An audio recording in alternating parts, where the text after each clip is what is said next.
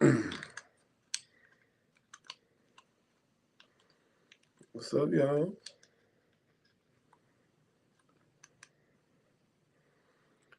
We are live.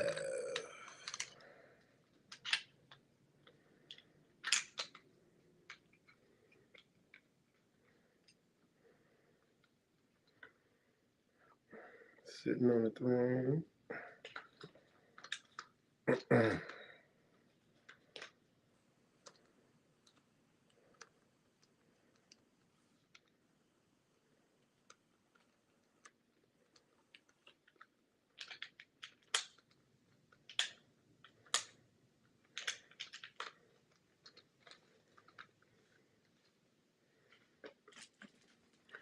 Come on in. What's up, y'all? Come on in. Share the post.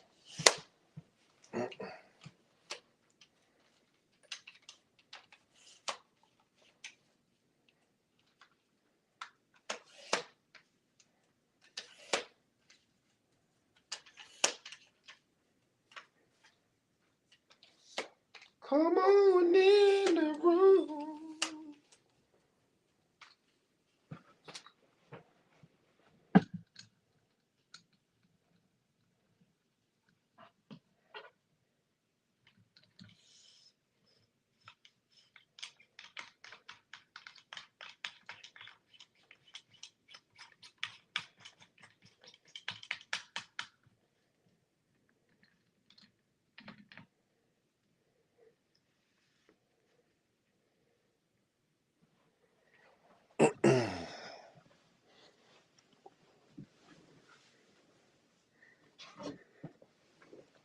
Come on in.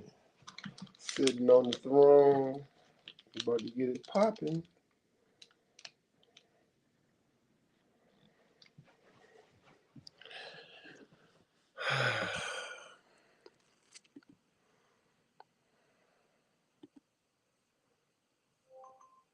Here we go. What's up, Tiny Star? California in the building. Mm-mm-mm. Sitting on the throne.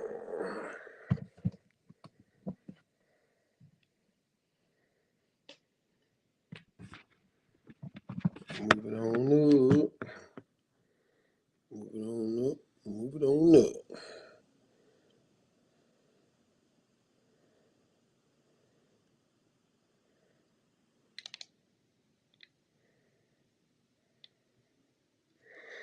I was busy running a little late today. We in here though.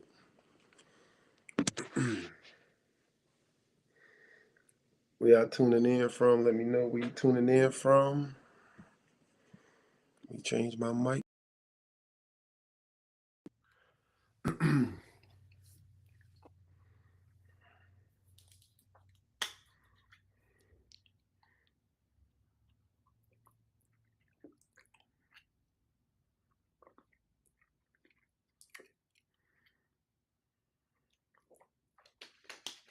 Sitting on the throne. Last night was great. We had Line Dance Mondays at Uptown Alley here in Richmond, Virginia. We had a crazy turnout. Like line dancing is exploding right now.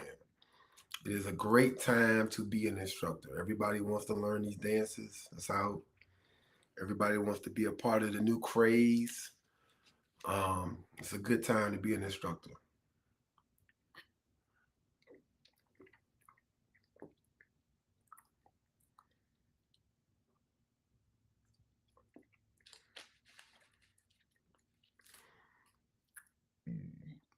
All right, we're gonna go over some of the regular things we talk about. What we got? Um, if you're in the Richmond area, we got Line Dance Mondays at Richmond, Virginia, Uptown Alley, 6:30 p.m. It's only $5. I'm hosting the Beginners Ball the first weekend in April. It is sold out. We're having A lot of information I've been putting out on the Beginners Ball group page. We had some more rooms added for Friday and Saturday nights. And Thursday tickets are available. If you're coming in early, you want Thursday tickets, they are available. The information is available. I send an email out with that. And also, you can go to the Beginner Ball page for that info. Um, this podcast, Sitting on the Throne, is every Tuesday at 12 noon Eastern Standard Time. Um, Tune in for all things line dance. We talk about hot takes, hot topics, whatever. Starting next week on Tuesdays as well, it'll be at nighttime, 10:30 at night. We have a new podcast coming out with me, Quan, and Stefan called uh, Only in Line Dancing.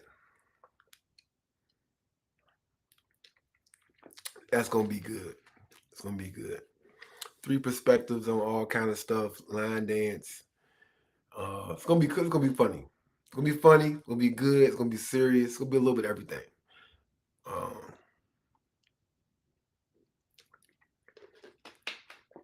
I look forward to that. That actually starts next Tuesday after Kwan's events. Um, let's see.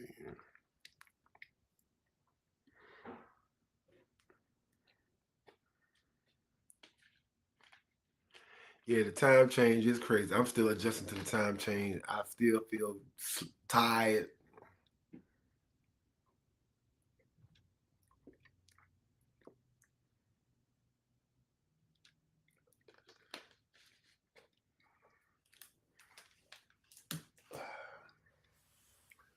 Whew.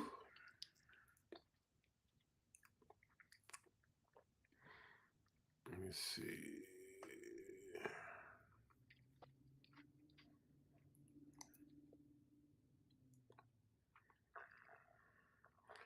All right, today's questions. Let's go back to Facebook.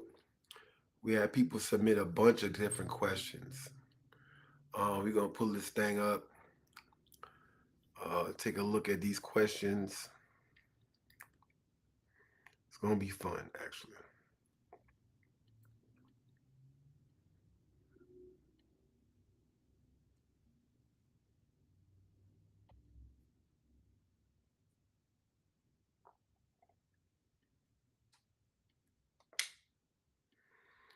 Let's get to the questions. I see.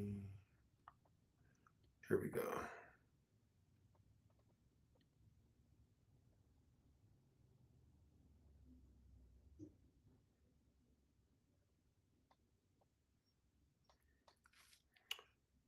All right. Yeah, 32 comments on this joint. All right, so people want to know.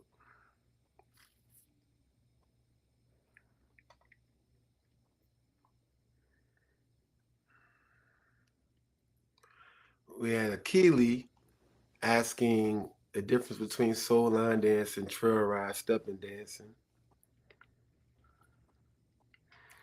We had Monk Jones Robinson asks, how do you feel about line dances to church music?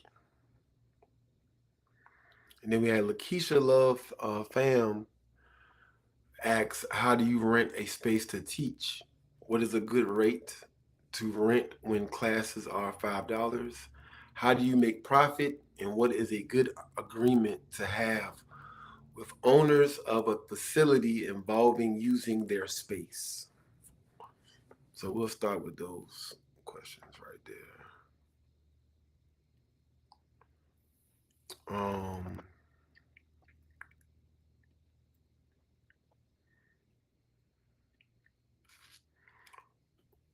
What's up, Katrina? Well, we can knock the one about the church music first.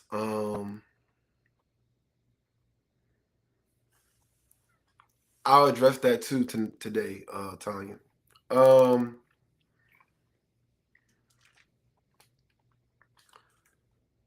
well, the person asking that question probably doesn't know that there are already tons of gospel line dances.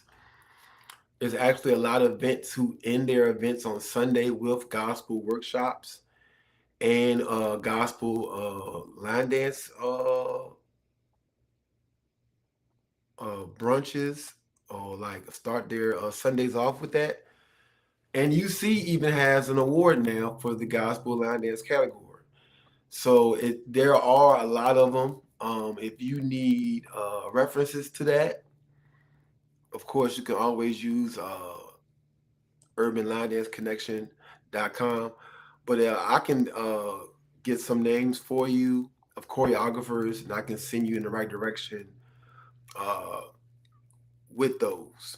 So it's not new. So people thinking that it's a new lane. They've been doing gospel line dances for a very long time now, easily over 15 years. Um, it's just starting to get recognition. Like I said, UC just started a category for them a couple years ago for that type of line dance, but they've been being made for a while. And it's a good thing. It's a big part of our culture, our faith. A lot of people, like I said, have actual church uh, at their events now. So that's how I kind of feel about it. How I feel about it. I feel it's a good thing. It's a good thing. If it's a part of the culture, it's definitely should. We pray over the food. We send prayers up when our friends and line dance get sick, hurt, injured, pass away. So I feel like our dance should be the same. Um, uh, so that's how I feel about the gospel line dancing. Yeah, and I feel like people that say church music. It sounds funny to word it like that. I usually for somebody that don't really attend church, it's gospel music, line dancing to gospel music, music that is preaching the gospel.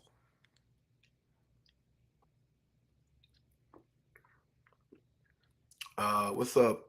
What's up, May? Maybe. Um, the other question about renting space to teach.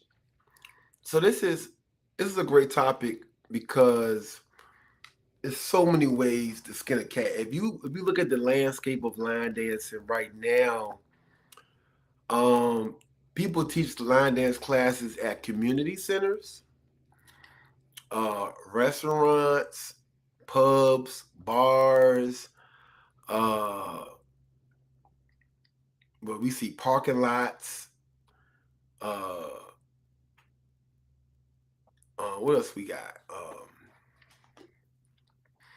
They actually have event venues that host, like places that people have baby showers and stuff like that. Like there is no limit to where line dance classes are held. I know some people teach at actual elementary schools after school is over, middle schools, high school gyms.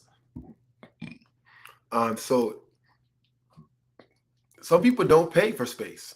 Some people do pay for space. It's kind of like what you're trying to get out of it. What kind of atmosphere do you want? Um, I used to be in a gym. I'll be going back to a gym eventually, but right now I'm at a bowling alley. I'm actually at a bowling alley now. So if you want a bar, if you want people to be able to drink, eat, that's the kind of things you got to think about. Where they might be cool with, well, let us make all the money off the bar and our food, and you can make the money off the door. If you're renting it from a venue, that space, usually doesn't have events and stuff during the week. Most of those event spaces, they have, weddings and birthday parties and baby showers and stuff Friday, Saturday, and Sundays. So during the week, a lot of those places rent their space out to Zumba classes, yoga classes, extreme hip hop, and they generally charge anywhere from $25 to $50 per hour, depending on what side of town you live on, what side of the country you in, cost of living, all of those things. Um, and you have to know what kind of crowd you have, because some of that stuff might sound expensive, but if you have the right numbers, it's not expensive. If you have 5 people in your class, then paying $50 an hour for a space is a lot because you're not going to make your money back. You're losing money. You're paying money to teach. If you have 20 to 30 people in your class, $50 to teach is not a lot of money to invest. So, you have to know what's going on. Like, if you're new to line dancing, you might not want to, start like that. I mean, right now, everybody want to line dance. So I feel like everybody class should have at least 10 people in there. Everybody, they mama want to line dance now. But if you're looking for a space, you need to figure out how many hours do you want to teach. Do you want to teach an hour and a half? Do you want a 2-hour class? How much do you know to teach that long? Some of y'all just getting started. An hour and a half might be too long for you. You might want to do an hour class. I started off with hour classes when I first started years and years ago.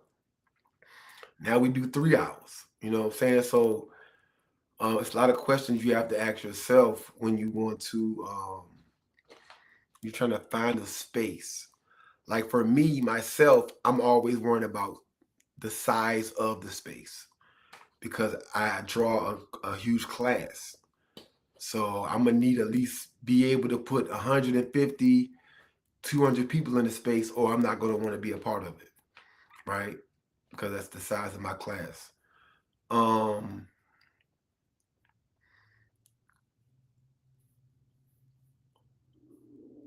And where I'm at, I don't pay a cover, right?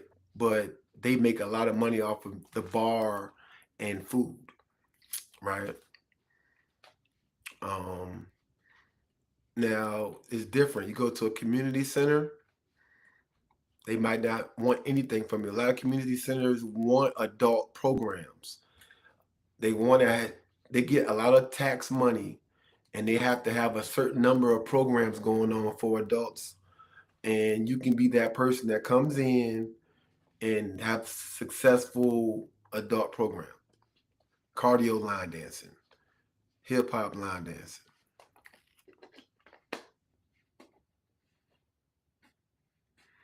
Sheesh. I'm trying to transfer my ticket for the beginner's ball.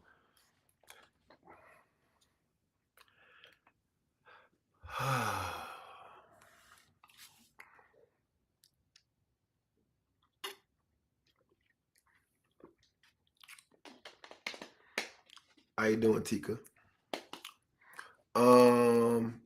Woody, what's up, baby? I was asked by a pastor's wife to teach boots on the ground to the church members for their church anniversary. Okay, do it big, do it big.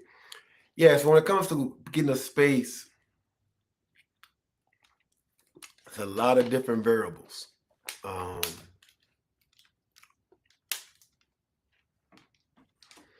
A lot of different variables. Lady T, she says she got a very successful senior program. She has the largest class at the senior center. Yeah, she out there in Tennessee doing it big for the seniors. Yeah, a lot of people in the country actually do teach seniors classes. I know Bam Bam was doing that. She had a big class, and hers was midday. She did a class at like 12 noon. So that's a big opportunity too. Some of you guys are retired or you work for yourselves and you can create your own schedule. There's a huge market. We got a girl here, Torsky. She works with this, they call it the Silver Sneakers. And it's a great opportunity to work with seniors and they pay you. per person that comes in that program. So it's a lot of opportunity for the seniors if you want to work with seniors and teach them line dancing and to get into it. You know, what's up, Stephanie? Um, I just think about when I first started teaching, all that stuff feel like overwhelming. Like you're talking about finding a space. Imagine finally finding a space to teach a class, paying $50 to teach there or $75 or whatever, and my mama and my best friend show up. That's it. How many days are you willing to do that? How many weeks? How many months are you willing to do that? Those are the kind of questions you have to ask yourself. Everybody want to start, like the original question was, how much should you be paying to rent a space for your class and stuff like that? You got to make sure people gonna show up because that can be that could be a huge investment for you.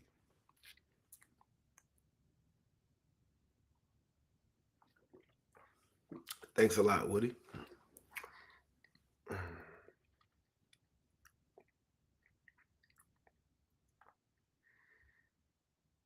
Mm,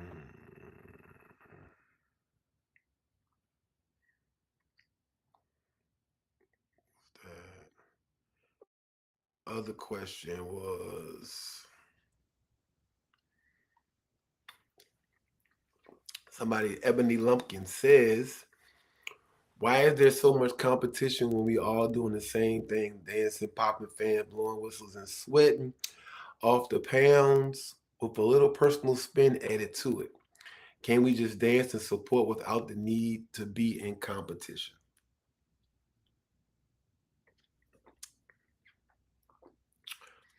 Well, some of that factors into what we just said about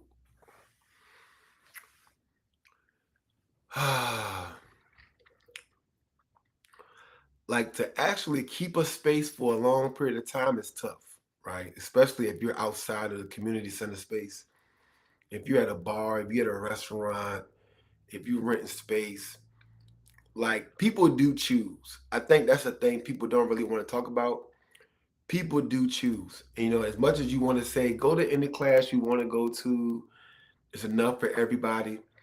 The reality is, people will lose their class based on numbers, based on production. I've seen it time and time again.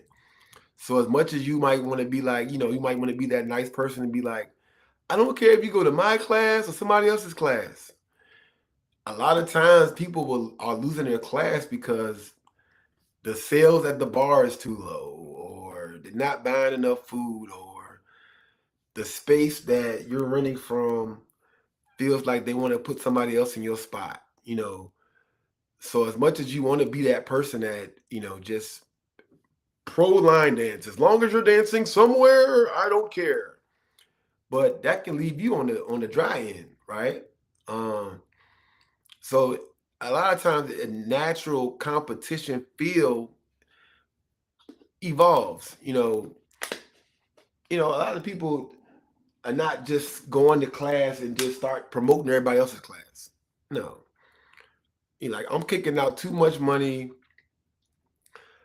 Some people are kicking out way too much money, investing too much time into promoting their space and what they got going on to helping somebody else that don't do what they do. And it feels like competition for people on the outside. Now, some people actually do have a competitive spirit and, you know, uh, really are like on that me versus you type thing. But think about it like this. I go to Office Max. I print out newsletters. I make my own flyers. I promote it on social media. I'm tapped in with instructors from all over the country, getting dances from all over the place. I'm tapped in with the music artists. I'm doing all this work. I'm traveling to different events. I'm doing this and that. And when other people can be doing the same work, the same hustle, the same grind, and they don't. Um, it can be hard for somebody to mention somebody else's name to get somebody to move to that location or go entertain them when I've done all this work to get the people that I have gotten. Now, particularly me, I'm in a space where y'all know anybody that come in my class, I shout them out, blah, blah, blah.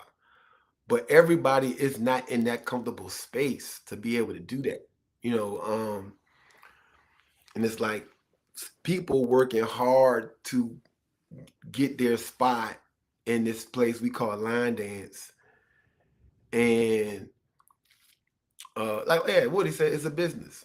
For some people it is. Like for me, this is my life. That's all I do, line dance. Right. And so the last thing I want to do is spend my whole week promoting my class with my money, my time, my energy, and then tell everybody, go line dance with everybody else. Like, no, I actually want you here on Line Dance Mondays. I want your ass with me. Right. And it's a real thing. People look at it as competition. I don't. I feel like I'm not doing the same as anybody where I'm at. Not doing the same thing. And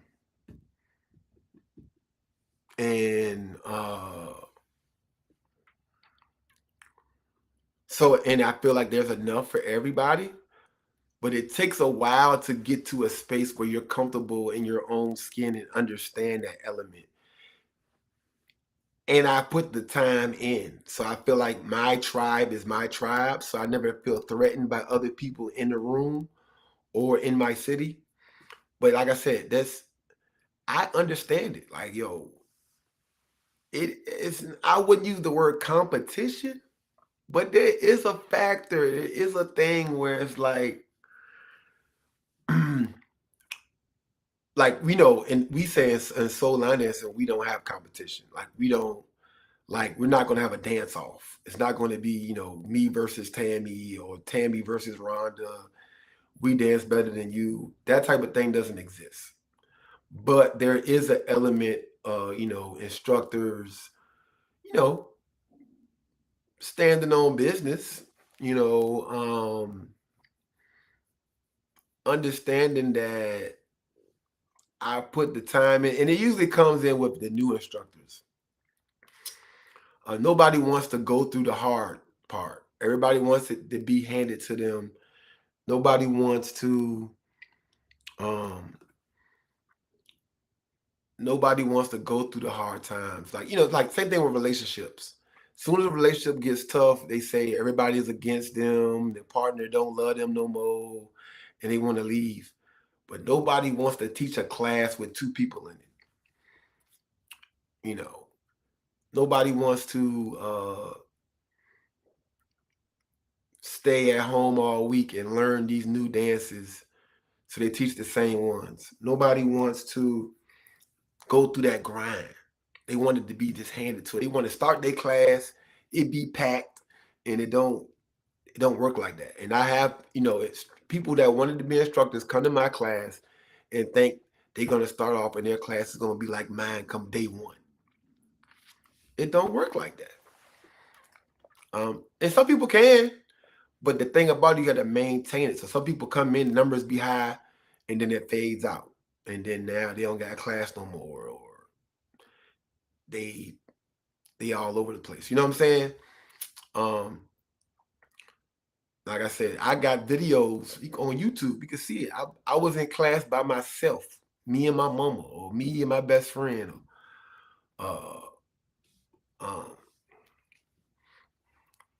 You got to go through that.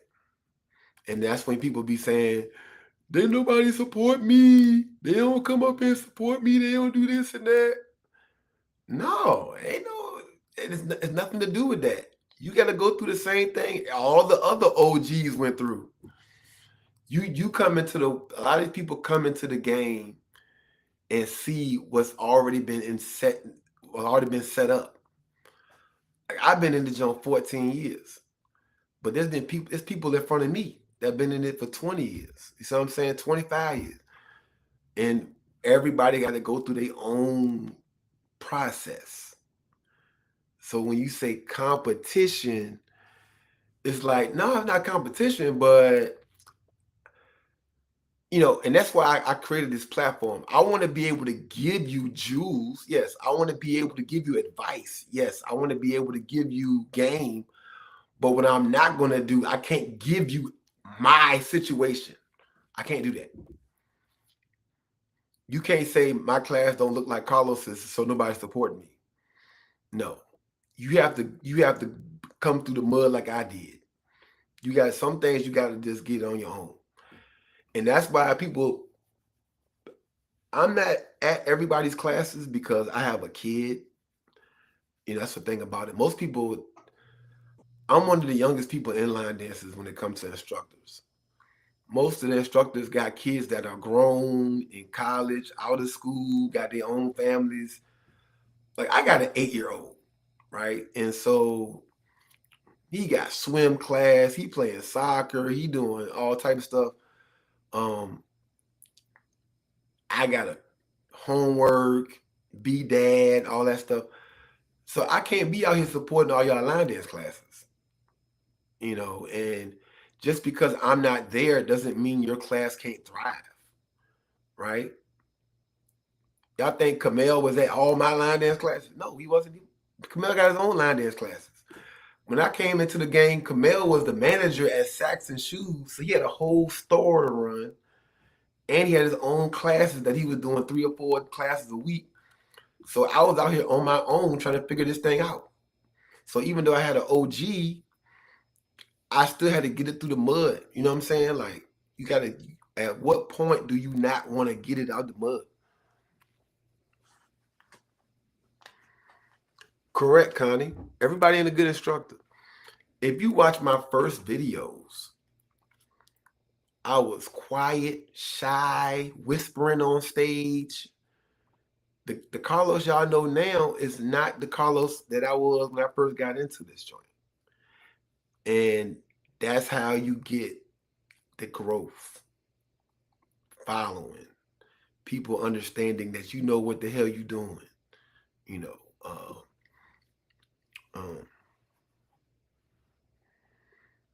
Hey, bro, hey, listen.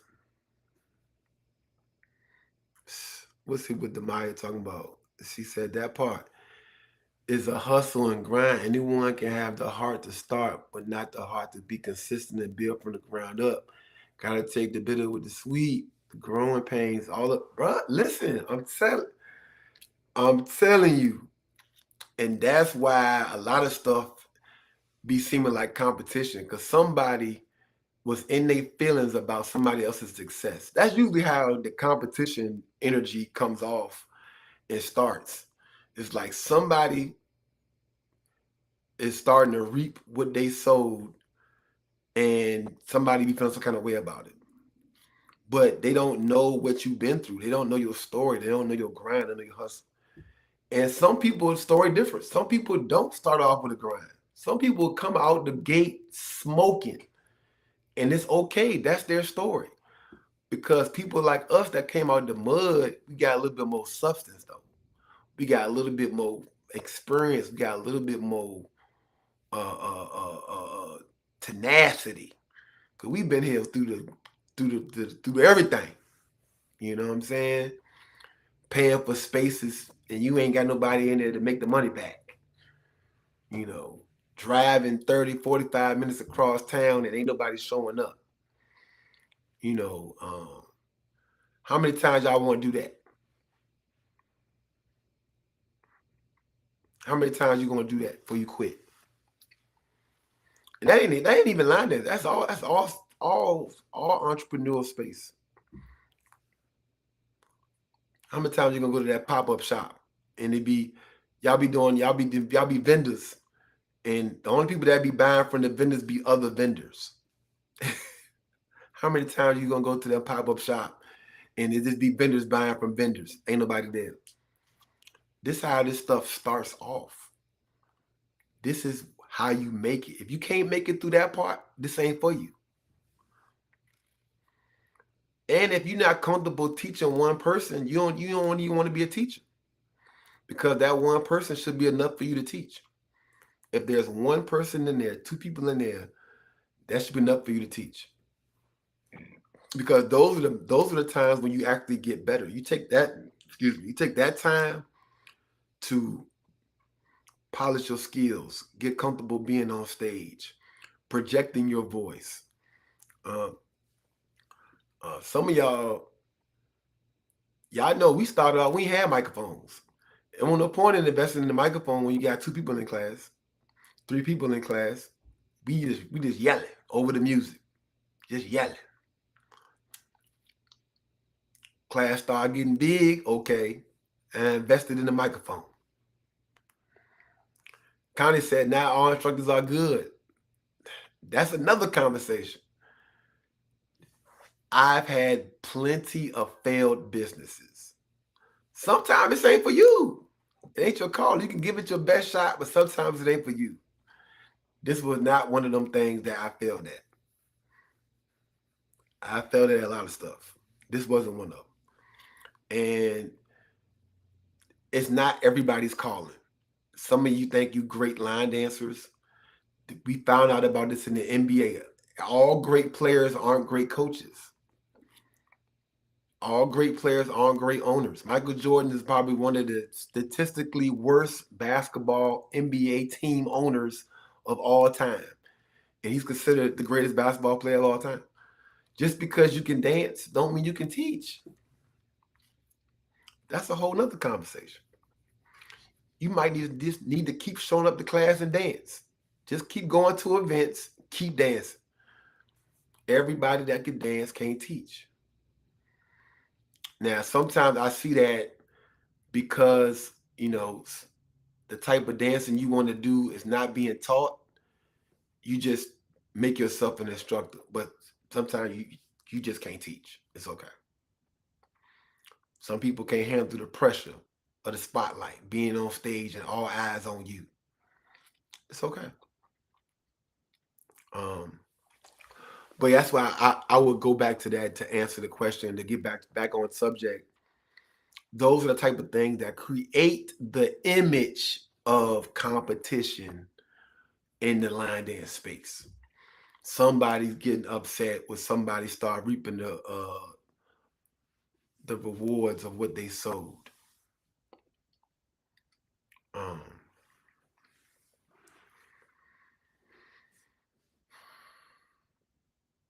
And like, who said it? Somebody said it.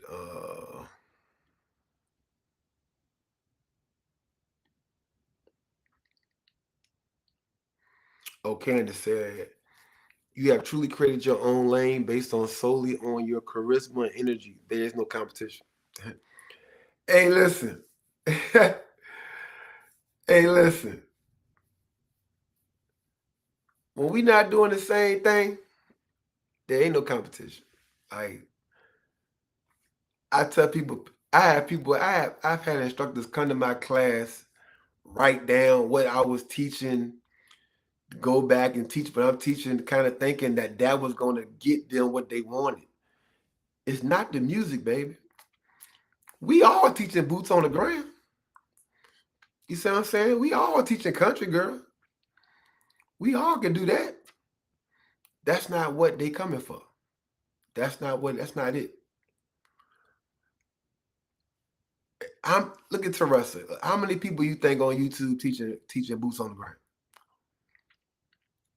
It's probably 75 to 100 videos on boots on the ground. At some point or some level, it got to be you. It's in you or it ain't. And it's not always about the format or what's being played. Same thing with like DJing. You can have one DJ over here, another DJ over here. They can play the same exact songs. But the way he playing that junk over there, the way he blending it, the order, The way he makes sure the mood don't change, but so much, don't go fast and slow, and those are the things that make you that difference. It's not the thing that you think it is.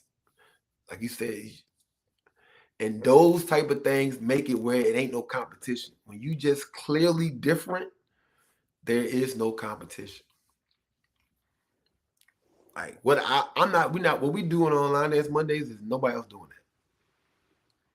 But we doing live mixes during class.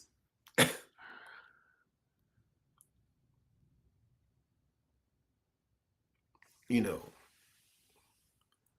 the way we prioritize fun in class and atmosphere before dance, nobody doing that.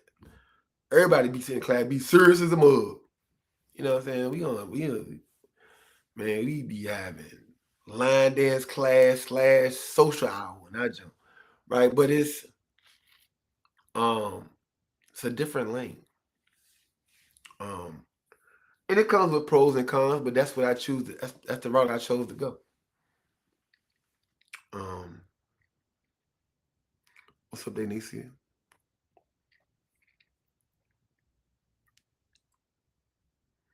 DJ transitions matter. Yeah.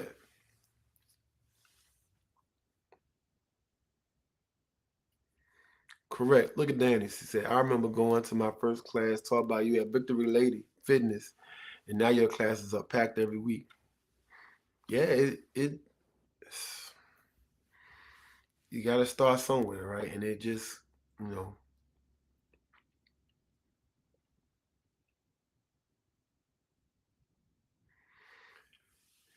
yeah, man, it's about just getting people what they want. And this is the problem when we talk about that. So many people want to give the line dancers what they want. When you give the line dancers what they want instead of giving them what you want to give them, that's the key. That's the magic. That's the magic. You have to have an ear. You have to listen. You have to be able to see. What are you really seeing? Denicia on here. Denicia is the whole reason why we got the beginner's ball. Y'all can blame everybody that hate the beginner's ball. Y'all can blame Denicia.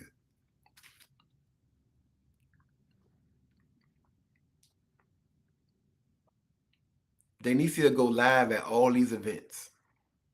And this is why I hate live videos. But I created a monster, which is like the live video eater. Like it don't matter. Like she goes live, sub Tiffany. And what happens is the reason why, like when I do videos, you never like when you watch my line dance videos, you never see it live. So I think it's better to capture awesome moments and then promote and publicize those moments. What a live video does, a live video shows you the great moments. It shows you the down moments. It shows you when the laptop frees up. You get to see when there's a long period between songs or people talking in the background. And like it shows you too much. And you can't control the narrative of what you want to be shown. And so it's like commercials. If you watch commercials on TV, right? They show those cars in the car commercial doing the greatest things. They don't show the car that's driving on the highway looking boring. They show on their mountains, on the beach. They got the trucks, going through the sand and all that. They catching these moments like you like, whoa, that truck is badass. And so when you record videos, when the floor packed and when the junk is jumping, people and you post that video, be like, yo, they party was lit. They was lit. But when you watch that live video, you start to realize that most of this party was not like that. It was not lit. It was so many people sitting down most of this party, and that's what I was seeing in these lives. Denicia going live everywhere. I'm like, yo, these parties really be dead, yo.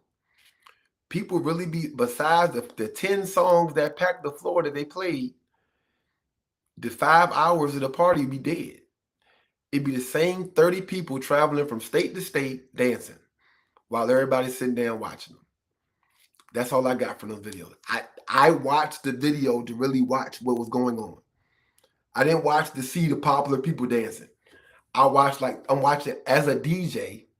I'm an actual DJ. I'm watching the party and saying the party ain't partying.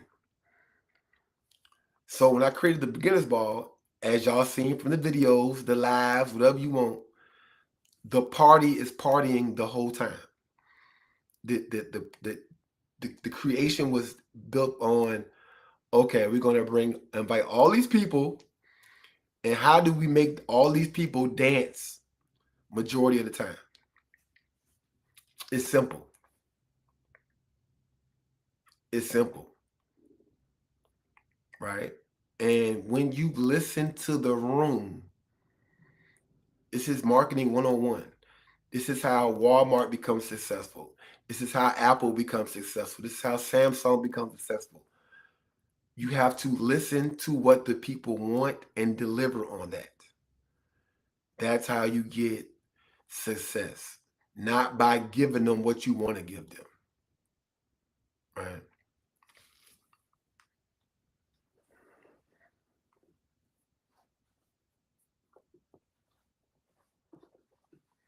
Yes, you always should, Candace. That's the misconception. I'm attached to intermediate and advanced instructors. So whenever somebody's ready to go up, I will go to them myself and tell them about other classes, other instructors. I actually have other instructors in my class that teach.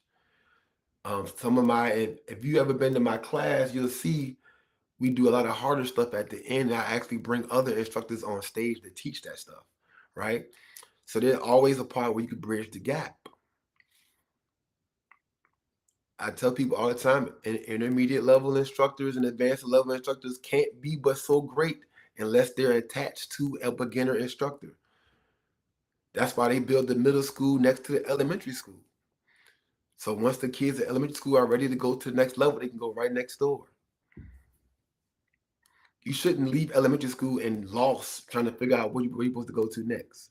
It should be a system in place where people can naturally go to the next level. Now, if you want to stay at elementary school, that's cool. That's what the masters are doing in line dance. But you have to be attached to it. But my whole thing is, imagine paying $1,000 to travel. You pay $250 for your plane ticket. Your room is $150 a night. It's a 3-day event, Friday, Saturday, and Sunday. The event is $150, and then you eating the whole weekend. Rent a car, whatever the case may be. You spend $1,000. You do not want to sit. And we always can talk about, well, you need to be in class. You can teach more dances. At the rate these dances coming out right now, there's literally thousands of dances out there. The rate these dances are coming out right now, unless y'all understand the format that I'm putting out now, you would never be able to dance like you want to. The masses would never be able to dance like we want them to dance.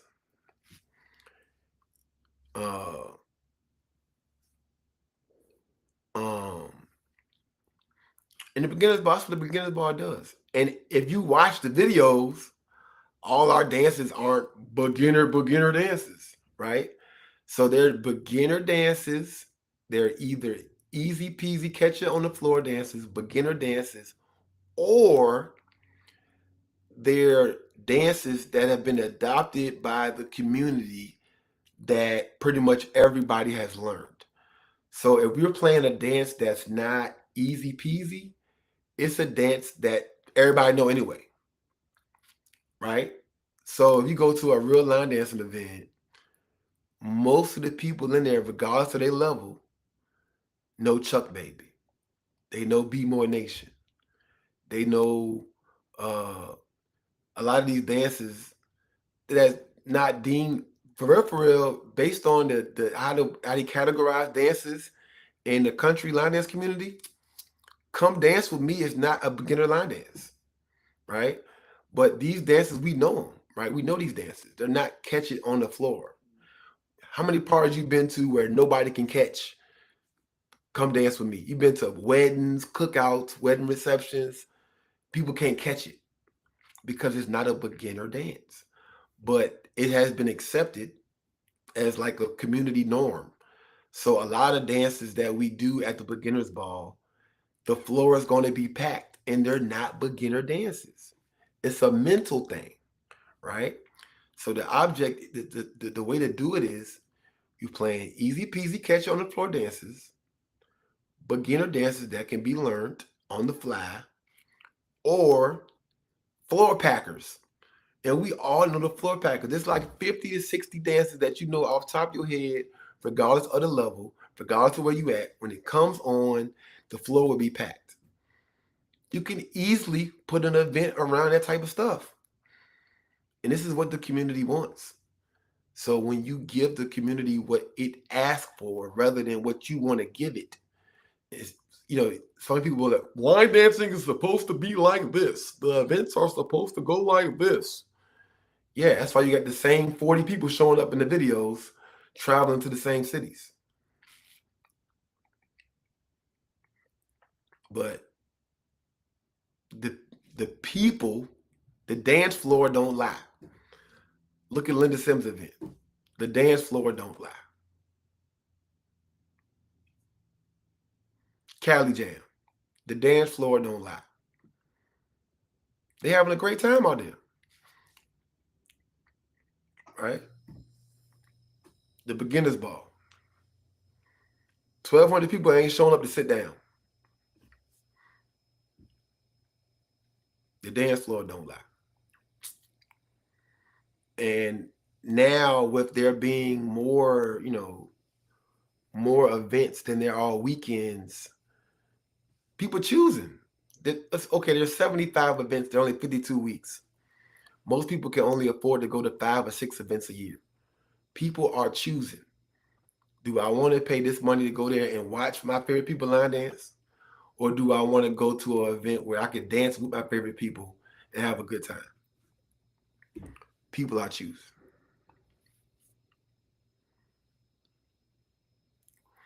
And that's why I do what I do. Even with my class, I'll cut the harder dances on at the end, but I want everybody to dance. So we gonna start this thing off the way it's supposed to start off. Yeah. And you have to change with the times. Some people be so stuck in their ways. Like it's like Apple saying, well, yeah, Samsung, they got 4 cameras on their phone now. We don't need that. We're gonna stick to our 1 camera. We've been doing great with our 1 camera. No, y'all got 4 cameras, we got 4 cameras too. We got 4 lenses on our phone too. You gotta change with the times. They used to dance. They used, back in the day, these line dance events, they used to dance. They used to get it in, and that's what they did. That was the theme. That was the way of the ways. It's like the NBA. They used to battle back in the NBA. It used to be real physical. You can't do that no more. You can't foul no more like that. You can't hit nobody while they're in the air no more. You gotta change with the times. If the people say this is what we want to do, give them what they want to do. To me, it's a no-brainer. But like I said, y'all could thank Denicia for that. It was her. It was her live videos. I'm watching the live videos like, dang. They said they sold 400 tickets for their event. And I'm watching dance after dance after dance after dance. 20 people on the floor. 40 people on the floor. 20 people on the floor. 30 people on the, I'm counting. 30 people on the floor. So you got 400 people there and 30 people on the floor. Song after song after song. That's crazy to me. Now I don't want y'all to watch them beginner ball videos. Go back and look at Denicia video. Go look at her live. The live gonna live a little bit different. And you know, even with my DJs, I had to have a conversation because Pleasure, Rondi, we're so used to what the traditional norms are. So if you see a dance floor with 100 people on it, you like, yo, the floor is packed. The floor is jumping. 100 people on the dance floor is jumping. It's not if there are 800 people here, right? The ratio got to be right. The ratio got to be right. If it's 300 people at the event and 100 people on the floor, that's a decent ratio, okay? But if there's 800 people at the event and there's 100 people on the floor, the ratio was way off. That means there's 700 people sitting down. That looks like a stadium watching a race. The ratios got to be hidden. You know, Marquise, that's a great question. But when the whole country's doing that, you gotta say everybody's at fault. And that's the point. When the whole country's doing that, everybody's at fault. Right? And so it's about changing the standards, changing the norm. You know, because everybody's saying, you know, everybody just goes to, you just need to learn more dances. Rather than, no party DJ ever did that ever. Because think about that. Think about it in a regular party world. Like, it's either, the DJ either play music to get everybody up dancing, or he was going to get fired. The DJs, they never said, you just need to like more, you need to like more music. I'm going to keep playing the same way. You need to like more music. This is what I'm going to play. No, you either going to play something to get everybody up and partying, or you won't go DJ no more, right? But in the line dance community, the thing is, well, I'm a great DJ. You just don't know no dances. So everybody's sitting down just because y'all know no dances. And that's where the disconnect is. Versus just play stuff that everybody know. Versus, you see what I'm saying? You force the people to do something that they don't want to do. And that's where the magic happens. Y'all fighting it. I'm giving everybody what they want. It's easy. I have an easier job than you guys. Like, so meanwhile, while you telling everybody they gotta do their homework, and that's cool, but we all know how people don't go home and do their homework. I've been an instructor for over a decade. And we can preach to the cows about people going home and doing homework and going to their website. But it's not gonna happen. The day that 1,200 people show up to Stefan's live virtual class, it's not gonna happen. The day that we're talking about the masses, we're not talking about the 40, 50 people that's gonna show up. So if you want to travel and party with the same 40 and 50 people, that's cool. Nobody is knocking you. But please don't knock the guy that plays music and caters to everybody else, the masses. That's all I'm saying. Because as other people start doing it, there won't be it's going to be, if there were 4 beginner balls, all 4 beginner balls will be sold out. March, June, August, and November. Because if I got to pick 6 events, they're like, well, I'm going to pick the 4 events I know I can go to in different cities and dance. And that's why I tell people now, that's kind of what we see. You see the number of people that goes to Linda Sims events. It is a beginner-heavy event. 700, 800 people easily there. The dance floor doesn't lie. We're not lying. It is what it is.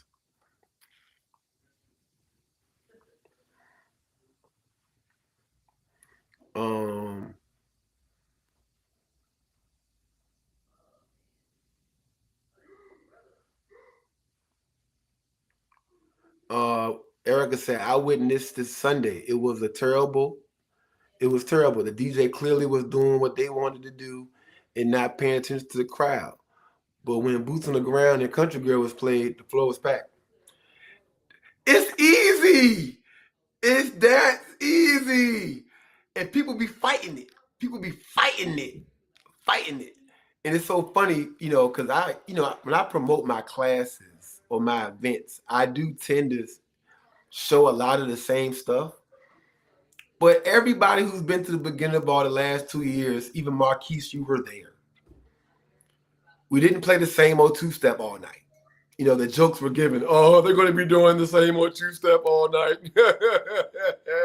Yeah. They're going to be doing the biker shuffle all night. No, we played hundreds of songs. You're playing yourself. We're not. But the reality is you have to play the stuff that people can get, want to do, or already know. It's that simple. That's a party. But like I said, there's always places where when you start traveling, that's why I tell everybody to start traveling, experiment, try different places. If you like intricate line dances, you want to get the feet work in, there are places for you.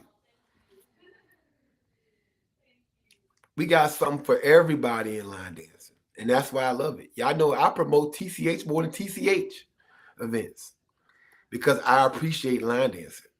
But as a DJ, I just, it's tough to come from a regular party scene DJ to being a line dance DJ because as a DJ, you're getting paid to make sure everybody dance. And so that's where my perspective is. As a DJ, I feel like it's easy. If I want to, I can cater to any crowd I want to.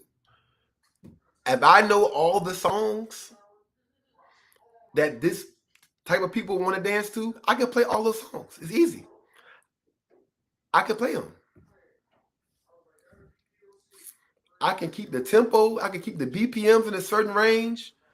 I can gradually bring it down. I can gradually pick it up, regardless of what we're doing, advanced or beginner. I can do that easily. But when we're talking about the masses, it's a whole different thing. You got to give people what they want. And I feel like, thank you very much, Trina. In a good time. Like I said, the dance floor, it don't lie. The dance floor don't lie. And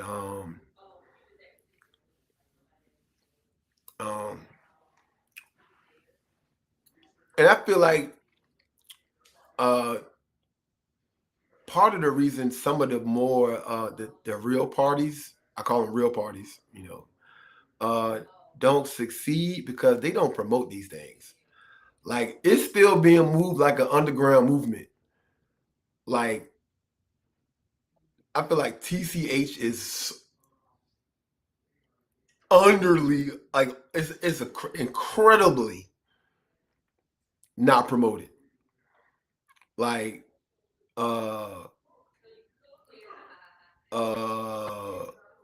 like Silk, like a lot of these great events, I feel like more people would show up actually, but they're like, it's more like a family knitted thing, and it's kind of like they're cool. Like the event is great how it is, and it's kind of cool.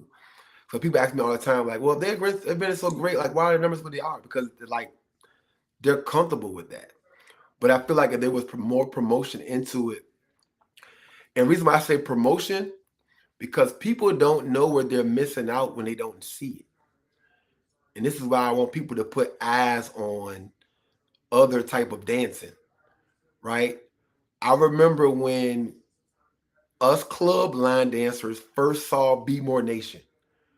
We was like, yo, we not dancing. That's dancing. And we wanted to learn it, right? And so that's why I say like these other events aren't really being promoted the way they need to be promoted. People will want to start dancing once they really get to see it more often. Once it really start going viral. Because right now, what's going viral are all the baby dances, the boots on the ground, the country girl. These dances are going viral, but since all these other parties are so freaking underground, the dances that probably should be going viral are not. And so that's what I say when I speak about promotion. You know, we do have a lot of older people that are running these events too. So they're like out of the loop when it comes to social media. They don't know nothing about algorithms and consistency when it comes to promoting and posting and all that stuff. And so he said they don't need to be promoted when they're selling out. That's a whole other conversation. Sell out. If I'm line dancing in my room, if I have a line in my man cave right now, if I do a line dance party in my room, I can sell out this room in 2 minutes. Right? Sellout is different. This is like when the comedians got to arguing. He said, "You sold out a theater." Well, Kevin, I said, "You sold out a theater. I sold out a stadium." Right? It's different.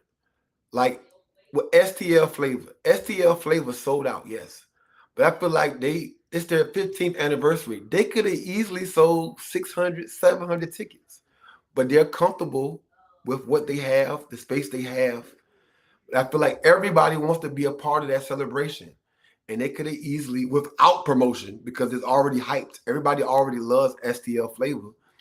They could have they could have sold out 600 tickets. I feel like they could have sold out at 700 tickets.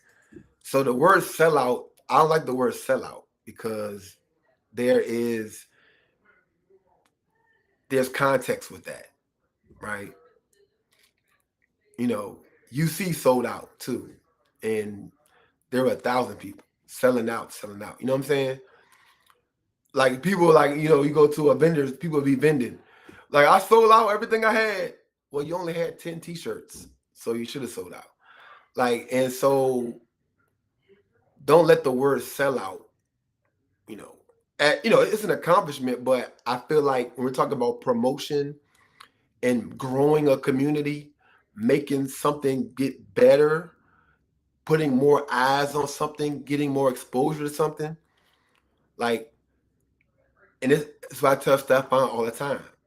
I feel like TCH's event, and it will be this year. We're going to use it. TCH will be a primary example. Their numbers were double this year compared to what they did last year, and it won't take away from the event. Because I appreciate what they do. They go hard, and I feel like it needs to be spotlighted. It needs to be highlighted. It needs to be highlighted.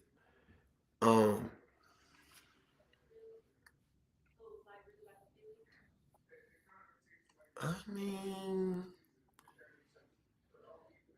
I hear you, Denicia, but there are plenty of events where they are, larger. First of all these events are taking place in major cities. They have plenty of venues that can hold a lot of people. This ain't Shreveport, Louisiana. And I'm pretty sure Shreveport got a nice venues too, because I know 50 Cent just threw a party down there over the summer. So, like, the venues are available. And I already did a post, I already did a whole video on that. The issue is the cost of venues and all of that. That's the real story line, and how much they charge for food and all that stupid stuff. That's why I hate my event, because the damn ballroom costs so much for food. But I feel like the dances and the events that really need to be highlighted and spotlighted in our community are still being treated like knock 3 times underground type stuff. And they need to have more eyes on it, more exposure. So yeah, I can stop complaining about all the fan clacking, because the younger people are promoting. That's what it comes down to. Or people that outsource their help.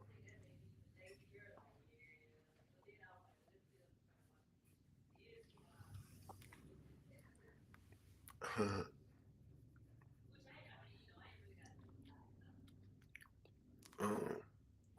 and shout out to STL Flavor. I am so upset I can't go to that event. It's sold out. While I was registering, me and Teresa was registering. We was talking about this thing all year long. I even sat next to Chris at TCH and said I was signing up, teaching her dances in my class and everything. But you know, you know, it's cool though. I just feel like, you know, I love to see talented people get spotlighted and highlighted and elevated, um, like they should be, you know. Um, but that's another conversation. That's the kind of stuff we could be talking about on the podcast with me, Stephon, and Quan. Like, I feel like the people in our community, like those two guys, are not spotlighted. And it's a bunch of people I can name that I feel like, because of the times, the way how things have changed. And it's all about, you know, working together and everybody, you know, um,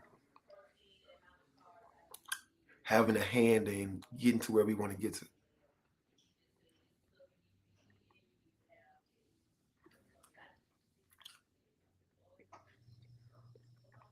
But like I said, y'all can blame Denicia for my take on that and the creation of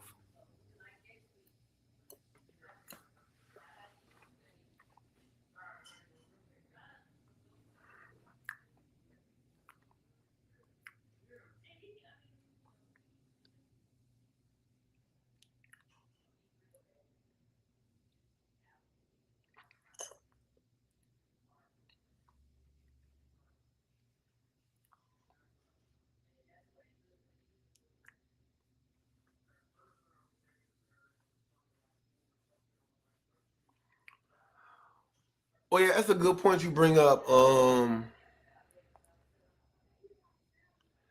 That's a good point you bring up, Demaya, but I think that is why the explosion of the trail ride stepper movement is so huge right now.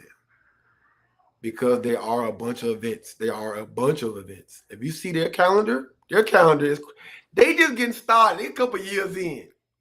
Not with the trail riding, but the trail ride steppers. They are a couple years in. And their calendar looks crazier than ours right now. And there's a bunch of events where they do the same 15, 20 dances. So there are a lot of events out there where they're catering to a lot of beginner stuff. Um, like I said, in our community on the line dance side, soul line dance side, there's actually, so this is the crazy part. So if you look at the calendar that Katrina Daniels put up, let's get to the real. If you look at the calendar that Katrina Daniels put up, outside of the popular events that people deem as the go-to events, most of the events are catered to beginners. And the real line dancers will tell you that. They're just not the events that everybody's deemed to go to. They might not be big. They might only have 150 people because they're not the ones everybody are dragging ass to go to. If I were to pull up that calendar right now and go through these different groups that's hosting these events, a lot of them are senior groups. A lot of them are down south. A lot of them are up north, like I said. And a lot of people come to the beginners ball. That's how I know that. And I've been to their events. There are more events that cater to beginner stuff than you think. There are a lot of them. And even some of the events that we're talking about have started to play a lot more beginner stuff because of the complaints and because of what people say about what you say. But the issue is that those beginner level people, which we don't want to call them that, don't know how to go to an event and not complain, right? I've never been to a bad party. If I dance 10 times or I dance 200 times, I've never been to a bad party because I appreciate dance. I can sit there and watch you dance. I can dance. I can appreciate the greatness behind how you dance. I'm good with it. The issue is coming with people when they realize they're not going to dance every song, they're mad at other people that do dance every song. Or the issue is where, that's where the issue comes.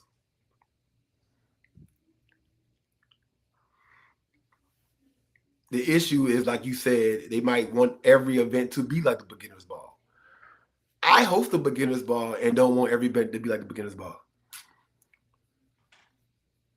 I like them breaks. I need breaks. I need breaks to sit down and talk to somebody. I'm too social. I need breaks to go get something to eat. I need breaks to sit down and eat my food, go to the bar. I ain't trying to dance all night. I need a break here or there.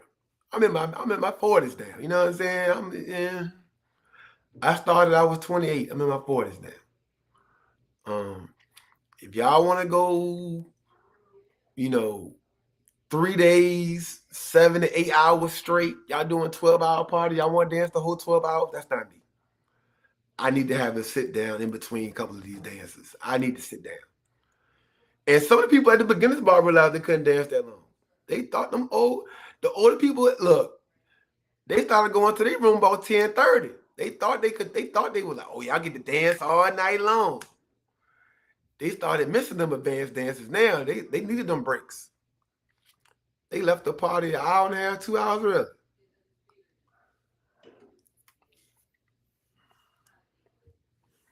And shoot. After 11 o'clock, shit, I might not even be at my own party. Shit, y'all keep dancing. Y'all good. We in Atlanta. I'm gonna be at somebody's strip club. Y'all keep dancing. Y'all got it. Where Carlos at? Up in goddamn Magic City while y'all still dancing. But yeah, I appreciate me as a dancer. I appreciate all of it. But me as an event host and me as the dancer are different people. Me as as a dancer, y'all know I go to events, I dance when I can dance. And if I'm not dancing, I'm helping taking the trash out, helping you move tables and chairs around. I'm just there. I'm having a good time. I'm talking to people, we laugh and joke, blah, blah. But as an event host, hey man, what do people here want to do? Get them what they came to do. You know.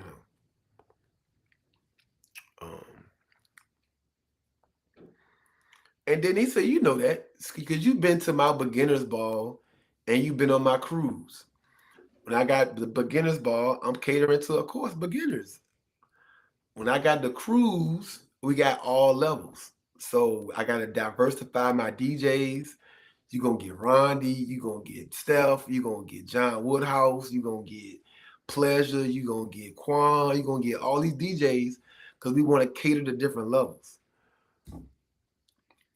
At the beginner's ball, I'm giving them, you know what I'm saying? I'm gonna give based on the event. And so you gotta know what kind of event you throw.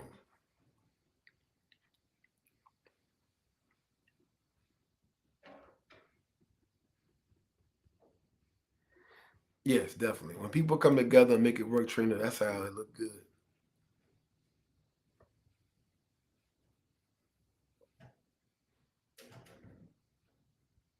Correct. You enjoy both.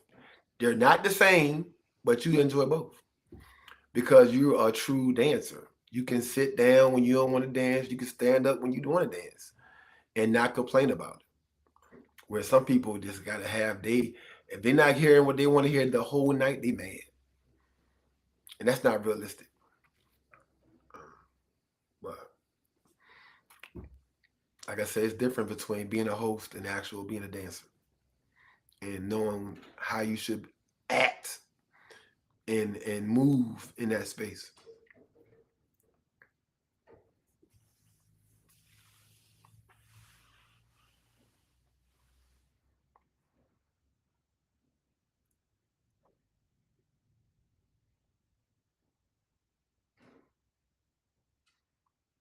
But I was definitely supposed to be at Flavor. So I'm like, who you with? Who you with? Who you with? Get crunk. Who you with? Who you with? I was waiting for him to say Virginia. I was gonna go crazy. So I'm gonna be knocking people out the way. Oh yeah, but we got this podcast. We in the 70s. We got the temperatures in the 70s this week.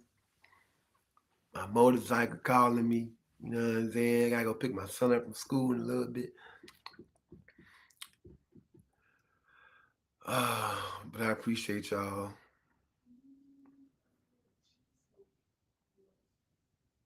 My group will be at the Beginners Bar and the Cruise. Shout out to Graham and Company in Chicago. See you next month. Okay. I'm gonna see a lot of y'all in this weekend in Chicago, Atlanta. I'm going to Kwan's event, and I'm bringing my skates because we skating Friday night at the after party. So we line dancing and skating, baby. You know what I'm saying? Um, Chris, you going to Atlanta? Okay, going to Beginners Ball.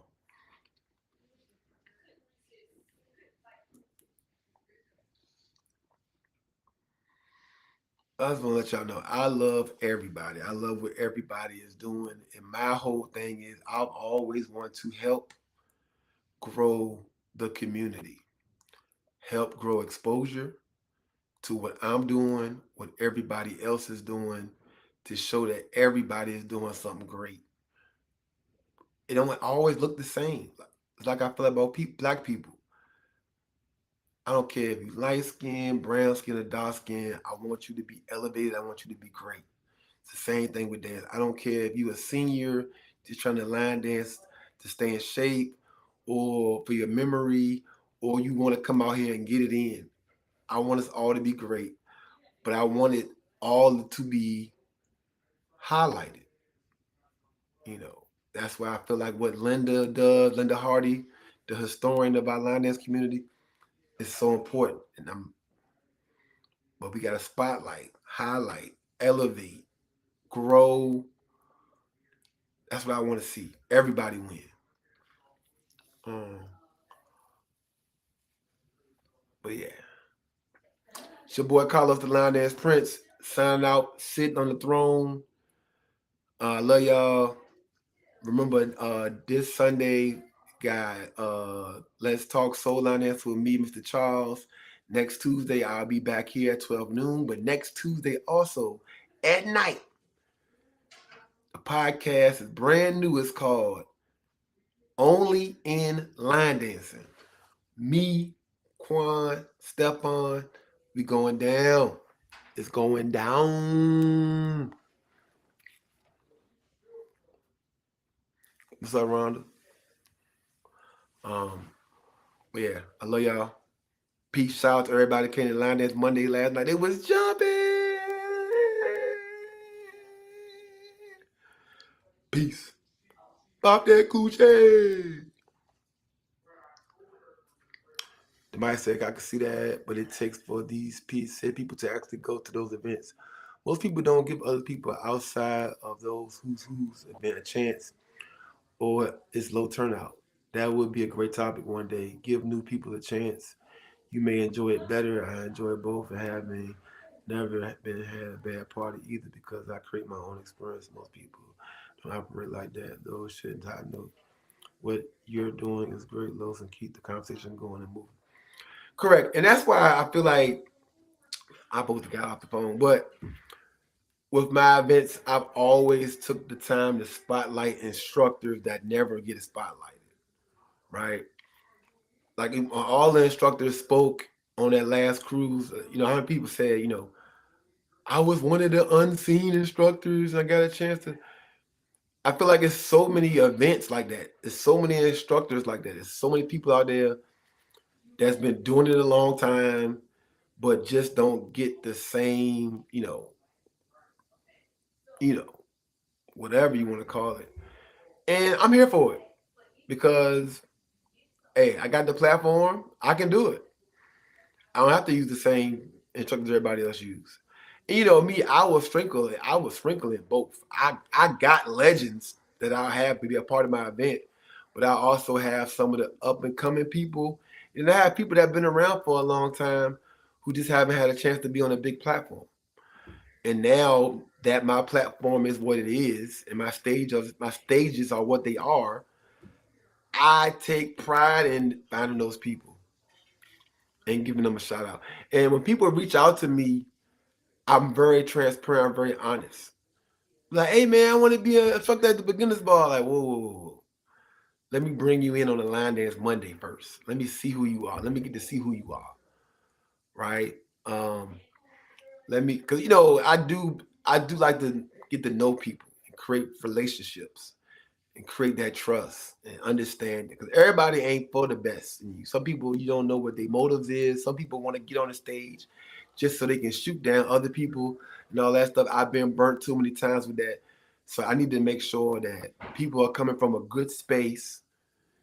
But at the same time, I do want to highlight everybody. But it takes time. It's not going to happen overnight.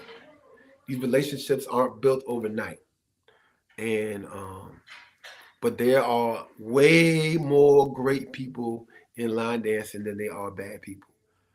It's not that many bad people. People, we always spotlighting and shining a light on these rotten apples, but there are way more great people. There are so many good people in line dancing that uh,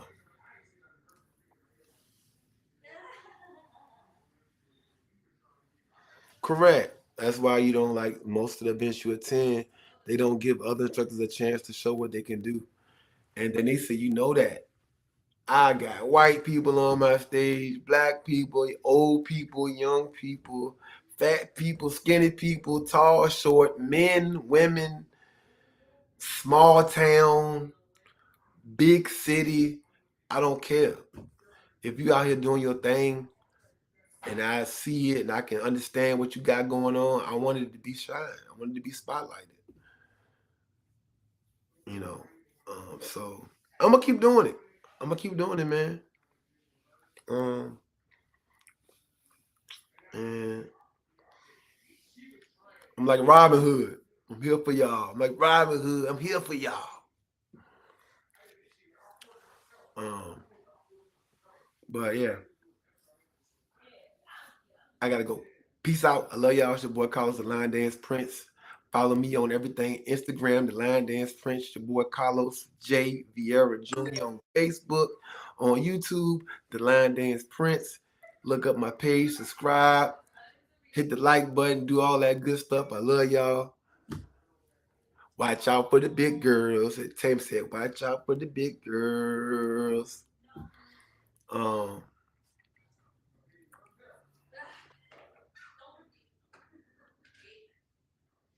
but yeah, I'm gone. See some of y'all in Atlanta this weekend. Kwan's event. ATL Sliders. Peace.